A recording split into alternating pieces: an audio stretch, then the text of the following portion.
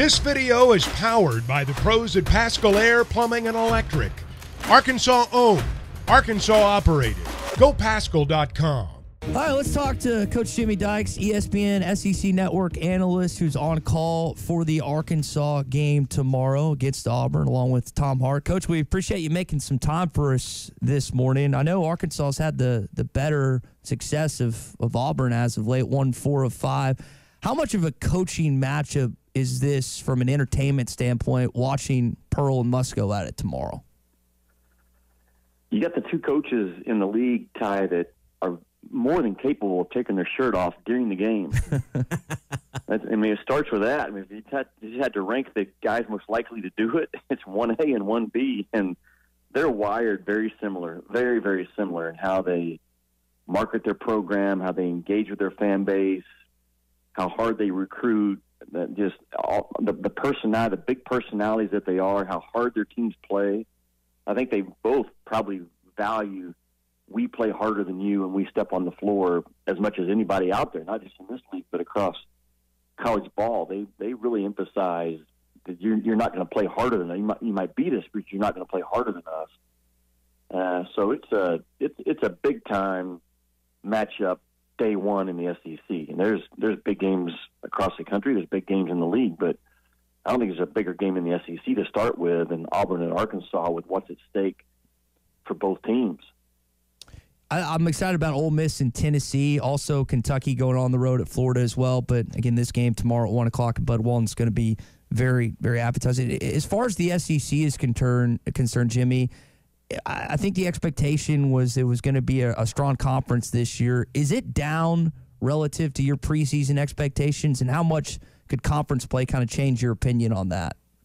No, it's not. I said early before we began play that I thought the league this year would be a minimum of 8 NCAA teams come out of it, and it could be as high as 10. And I think they're still tracking that number. Our latest bracketology at ESPN has, I believe, 9 teams out of the SEC in it, and Arkansas is not one of them, which tells you how good the league has been in non-conference. Now, there have been some losses that have kind of hurt the overall numbers of the league. I think they're still second behind the Big 12. But when you consider that here we are getting ready to begin conference play, the SEC has projecting more teams in the NCAA tournament than any other league out there.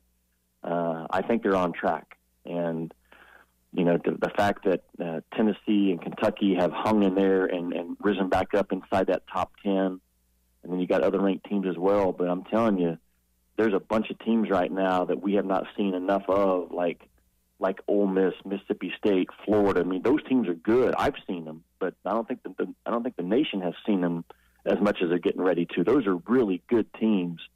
But I feel if they hang in there and they stay away from injuries, we saw a key injury to a kid from Memphis last night. That's a big part of it going forward right now is can you stay healthy and continue to improve?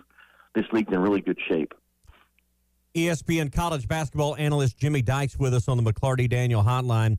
Jimmy, as you've watched the season for the Razorbacks and particularly the last 3 games or so, how has Keon Minifield changed this Razorback offense and this team? What are the differences, the key differences you've noticed looking through your analyst lens? Well, he's a true point guard, and he gives them a speed and a quickness and a shiftiness that they've lacked at that spot. I think he sees the game as a point guard, which the other guys not all the time did because they were maybe out of position a little bit because they've been scorers, more of a scoring guard in the past. But he keeps people now. I think he simplifies their role and the number of decisions they have to make. I'm talking about guys like Battle and Mark and Devo. Like when you don't have that point guard decision making on top of everything else you're being asked to do as a shooter, a scorer, a driver, it frees you up a little bit. And Musk talked about it yesterday, I think, that he has kind of allowed guys to just get right back into their natural DNA, their natural groove, by handling that point guard responsibility. So he gave Arkansas a new look. I didn't really get to see him until this UNC Wilmington game, and then I went back and watched their last couple getting ready for this game. But he gives them a different look. Now, our team's going to go at him in the SEC as a defender? Absolutely. Absolutely. He's 6 feet tall and he weighs 147 pounds. They are going to go at him, but I think he will hold up, and Muss is smart enough to make sure that he can, have a defensive scheme to help if he needs to. But he's a big boost to Arkansas at the right time right now with Auburn coming here on Saturday with two really, really good point guards. Like, there's no drop-off between their 1A and their 1B. Trevor Brazile, coming back off of missing nearly all of last year in the ACL injury. What have you seen out of him, and what do you think his ceiling is before 18 conference games and a postseason is done? Yeah, he was, as we all know, a year ago before he got hurt, he was starting to get a lot of talk about a first-round pick or a high first-round pick. So we know the talent's there. You can see it, just not on a consistent basis so far this year. But it's interesting. The NBA scouts that I talk to, and the ones that I've learned to talk to the last 26 years, are the ones that I trust. They've been doing it a long time, and I've seen their opinions hold up.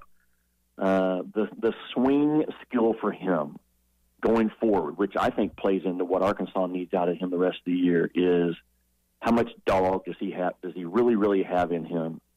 And does he really want to fight when the game gets hard? Does he really want to drive it hard through contact when the game gets hard? And he can't just jump up and shoot a jump shot and float around on the perimeter. That's what they're looking for from him, because he's a 6'10", forward in the league. And you've got to be able to, it's like in football in the SEC, yards after contact. You've got to be able to play basketball at this level through contact. And he's got a long first fast step as a driver that I think would really benefit Arkansas in conference play if he went to it more than he has been so far. And I must talk about it in this press conference, and that's the next step of growth for him. If he gets that going, he becomes a guy that gets fouled. He's averaging 6 or 7 fouls per 40 minutes that he plays, and his ceiling is as good as anybody in this SEC. Yeah, and you talk about contact at the rim. There's an art to that. This is a game where they're trying to officiate out, penalizing legal defenders, that when the offensive player is creating the contact, how do you go about developing the skill to get to the free throw line when defenders are getting better at being legal as you penetrate the lane and go to the rim? I mean, there's a lot more to it than I think a lot of us realize that's going on when you try to drive the lane. Yeah, there is. It's most guys that are getting to the free throw line right now in college ball, they're getting fouled on the drive. They're not getting fouled at the rim, to your point. Very good analysis by you. They're getting fouled on the drive.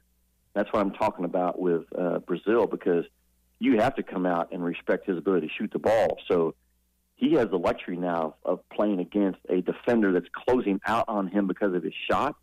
And, man, that sets up a shot fake and a rip drive and driving hard right through the guy's hips and all those things that get you to the foul line. So those principle of verticality plays at the rim, those defenders going straight up and down right now, there's fewer fouls called at the rim now than there used to be. So as a result, guys that are still getting fouled at a high rate, they're doing it off the bounce. Jimmy Dykes with us here on the McClarty Daniel headline. Coach, you mentioned the term dog with Trey Brazile trying to show more of that. Tommy brought up Keon Minifield. You think about Tremont Mark and Caleb Battle, who we've mentioned as well. Who needs to be the alpha dog if in this group, or is it just going to be a rotation in any given night? Well, Ty, ideally you want multiple dogs, and a dog isn't your leading scorer. I mean, sometimes it is, but a dog is just that alpha male that his bark is loud in the huddle, his bark is loud out on the floor, like in the locker room, like they're controlling that team. And Muss controls the team. I love the fact that Muss is in complete control of his guys. But you got to have multiple guys that are also saying the same thing and not afraid to tell Muss, hey, get him out of the game. He's killing us on the defensive end. Like, you need multiple guys like that. So this is a team that is wired to score, and it's a much better offensive team in my estimation than they were a year ago. They're faster, they're deeper, they shoot the ball better. Defensively, they're not where Muss's teams have been traditionally over the last several years. So this could be a team that has to win a little differently than they have in the past. They had the ability to lock people down over the last 2 or 3 years, and maybe this team can't quite get there, maybe they win a lot of games this year, 90 to 84, as opposed to 79 to 71, and that's okay. You got to figure out what your best team is on the floor. So, but to answer your question, I don't think there's a coach in the country, Ty, that would just say, I need one dog. You need a bunch of them, man, because you can never have too many in a league like this.